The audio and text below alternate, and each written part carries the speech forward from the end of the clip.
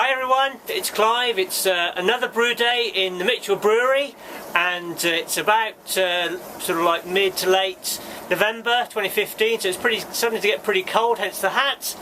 As you can see, I've got the boiler on, I've got my malt ready, and I've got my hops and my mash tun lined up, and today I'm going to be making something called Moose Drool. This is my book, Clone Brews, which I heartily recommend, by Tess and Mark Szamatulski. Excellent book. And this is a US brown ale, and I've got my pale malt, my crystal malt, my black malt, and Fuggles, Pearl and Willamette hops all lined up. And let the fun begin. Cheers! Well, as you can see, it's pretty cold at the moment in the Mitchell Brewery. I'm very pleased with myself because I just bought this digital thermometer. So let's have a go. Let's stick it in the boiler and see how close we are to boiling. Oh, and that's going to totally steam up the camera. And when this has got to boiling point, I'll let it cool down. Then I'll put about 10 litres into the mash tun ready for the grain mashing. This has taken quite a long time to boil today. It's a pretty cold day. It normally takes about an hour and 20 minutes to get up to 100 degrees. Well, this has taken nearly 2 hours today. So that's a bit of a salutary lesson there. Give yourself a little bit more time, if needs be, if it's particularly cold.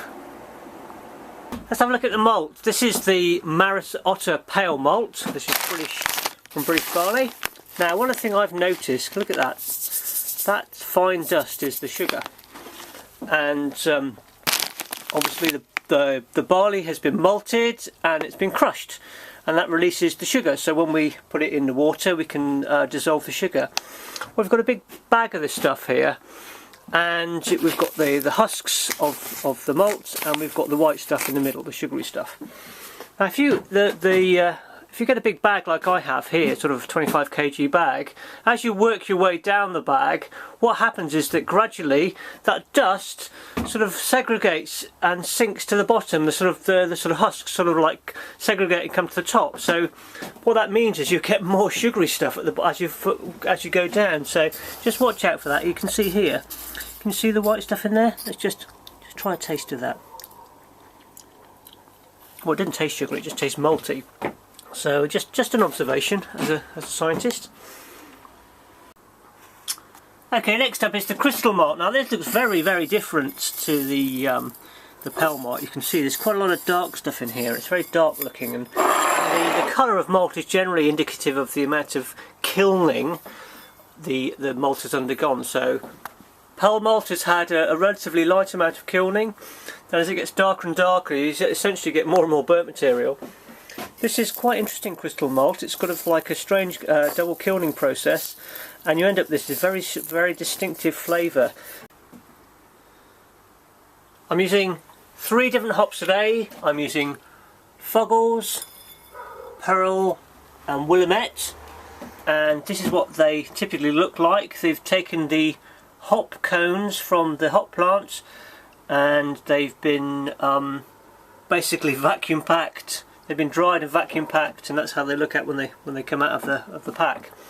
Now, there's 3 different characteristics that hops usually add, bitterness being one of the key ones, and then we have the aroma, and you can smell it has typical resinous sort of like phenolic smell to it, and then we've got the flavour as well.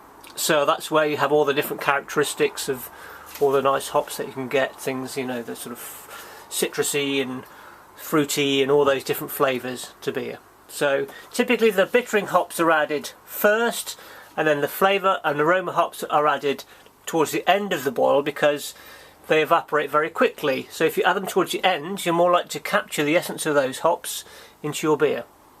There you go.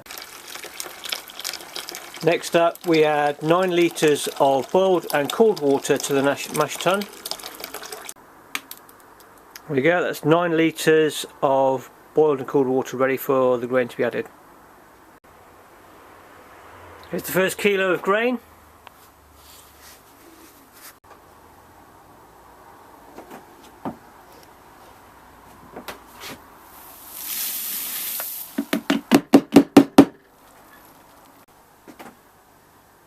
crystal malt to be added.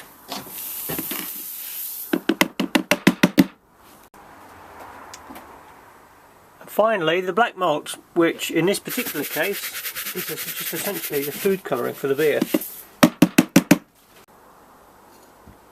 My trusty spoon, and what I've got to do now is quickly give this a good old stir, a bit porridgey at this stage. Make sure that the water is totally in contact with the grain, because any dry grain, obviously the sugar won't dissolve out of into the water. So I need to make sure I do this quickly. So excuse me while I just turn this off. There we go, that's the grain all nicely mixed up. I'm just going to get the lid. Just add the lid onto this thing. And seal it up, and then I've got my little cover that I've made. I'm going to slop this over the top to give it a little bit of extra insulation, and I'm going to leave that for an hour and a half for the water to dissolve the sugar away from the grain, and that is the mashing process started. So I'll be back later. No rest for the wicked though, so now that the mash tun is set in train, we'll have to get our boiler. As you can see, it needs topping up, and we need more water boiled and cooled, ready for the sparging process, which is where we wash all the sugar from the grain into a container, and this is what we call the sweet wort. The sweet wort is a sugary solution which will go back into the boiler to be boiled up for the hops to be added. It's over an hour and a half since the mash tun was sealed up, so let's just take off the cover. Now this is one of my favourite parts of the brewing process, is when you reveal the mash, and oh, lovely malty Ovaltine goodness of the grain. Next step, the sparging, and I've got my water ready, boiled and cooled, to sparge through the mash tun. This is the setup for the sparging. I've got my water, which will then drain through this pipe, through this fine rose from a watering can, through the grain, and into this primary fermentation bucket. Before I do that, what I'll do normally is drain off some of the fluid from the mash tun, because there'll be a lot of fine particles in this at first flush of fluid. So I'll drain it off, tip it back through the grain, which will act as a filter bed to capture those particles and help clarify the beer. Let's turn on the tap, and there we go. You can see fine rose doing its job, and I'm washing through the grain.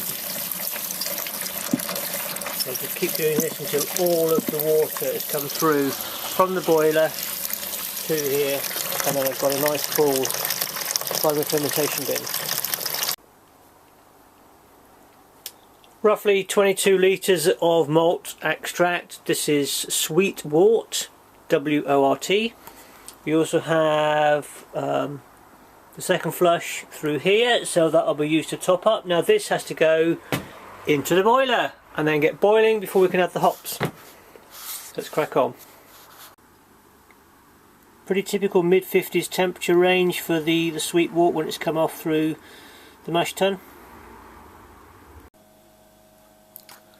Meantime, I've been hydrating my yeast. This is the yeast I use. It's Nottingham Danstar, and it's vacuum packed, and what I do normally is I boil about 110 mils of water, which goes into this clean glass, and allow it to hydrate, and you can see the progress. Look at that. That's nicely hydrated, so that's ready to be pitched into the bitter wort when it's ready. Okay, let's see how we're doing. Oh yes, there we go. The sweet wort is nicely boiling. So this is time to add our first hop addition. First hop addition, 28 grams of Fuggles.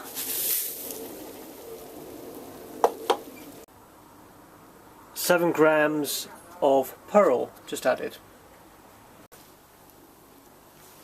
Give those hops a little bit of a stir, just to make sure they're fully in contact with the wort. I'm going to leave this now for an hour and a quarter before any more hops. These hops I've just added were the bittering hops, so they add the bitterness to the beer.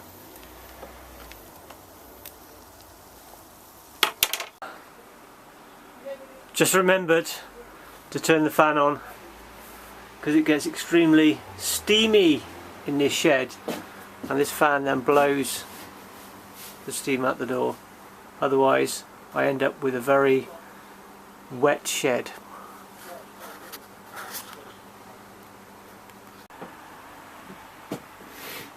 Here we go, it's the Willamette hop addition. Give that a little bit of a stir around. And we haven't got long to go now, so we're in the last 15 minutes of the boil. We go nicely steaming up the camera there. Okay. Oh, smell those hops, amazing. That's the last of the hops added, and it's just for 1 minute of the boil, so I'm not going to mess about. So you can see that I've also added the copper cooler, which is connected to the outside tap, and in about 40 seconds time I shall be turning it on and turning off the boiler and then cooling this down. Okay, that's the boiler turned off, and I've turned on the cooler, and the water, cold water, is going in this pipe here, and that'll run to the bottom of the coil at the bottom of the boiler, and it will run all the way up the coil, and then it comes out of this one. If you put your hand on here you can feel how hot that is. So it's doing its job, it's heat exchanging the heat out of the boiler and running it down the outside drain. So that should only take about 10 or 15 minutes to cool to less than 30. Here we go. The bitter wort has been transferred from the boiler, and I've got about 5 gallons in my primary fermentation bin. I've got the airlock plugged in with a bit of water in it, and I'm just about to pitch my yeast into the bitter wort. Right, let's just take this. It's nicely hydrated, and all you do is give it a swirl round. There's plenty in there. Don't worry about anything left behind in the glass. And just tip it in like that, taking care not to chuck the whole glass in at the same time. And there we go. I'll pop the lid on, and this will sit here now for another week before we move on to the next stage, which is to put it in the pressure barrel with some primer sugar. See you next week. Okay, it's about 10 days after I put the bitter wort with the yeast into the primer fermentation bin. A little bit longer than I anticipated, but it was my birthday over the weekend, so too busy partying hard to get on with the beer. I've got it set up, I've got my pressure barrel all cleaned, I've got my siphon sterilising, I've got 40 bottles here waiting to be filled, and I've got my sugar. I've got 2.5 ounces or approximately 70 grams. This is just ordinary granulated sugar, and I've just added my beer finings into the container. So let the fun begin.